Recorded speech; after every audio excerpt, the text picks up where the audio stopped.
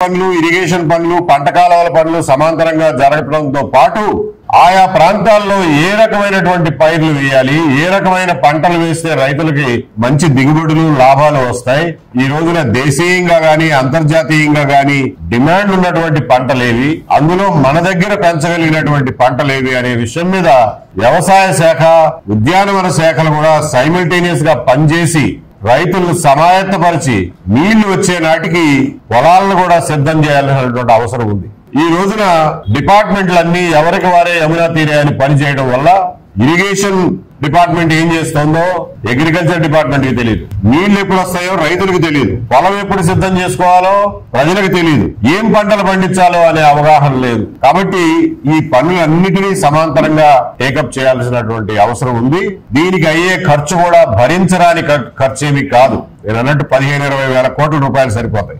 80 వేల కోట్లతో ఒక గుదిబండను మెడకేసుకుందాం అనుకునే ప్రభుత్వం ఈ 15-20 వేల కోట్ల రూపాయలు సమీకరించడం వారికి కష్టమేమీ కాదు.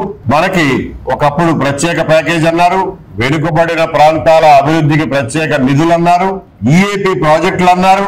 కాబట్టి ఎక్స్టర్నల్లీ ఎయిడెడ్ ప్రాజెక్టు ద్వారా గాని, కేంద్ర ప్రభుత్వం నుంచి వెనుకబడిన ప్రాంతాల అభివృద్ధి కోసం తేవలసినటువంటి ప్రత్యేకమైన ప్రాజెక్టుల ద్వారా గాని ఈ నిధులను సమీకరించుకుని పనులన్నిటినీ సైమల్టేనియస్ గా చేయటం సాధ్యం. కాంట్రాక్టర్లకు కొరవ లేదు, నిధులుంటే కాంట్రాక్టర్లు పరిగెత్తుకుంటూ వస్తారు.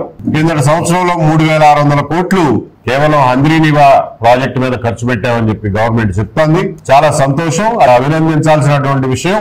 జగన్మోహన్ రెడ్డి గారి ప్రభుత్వ హయాంలో నీటిపారుదల రంగం పూర్తిగా నిర్లక్ష్యానికి గురైంది.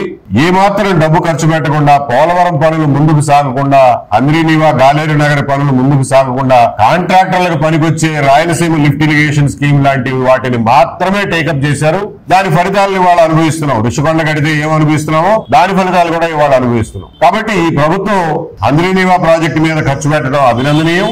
కానీ ఇంకా చేయాల్సింది చాలా ఉంది. కొద్దిపాటి ఖర్చుతో, కేవలం 250 కోట్ల రూపాయల ఖర్చుతో 40,000 ఎకరాలు జమ్మలమడుగు ఏరియాలో ఎస్ఆర్బీసీ కింద సాగులోకి తీసుకురాగలిగిన అవకాశం ఉండి కూడా దాన్ని టేకప్ చేయకపోవడం శోచనీయం.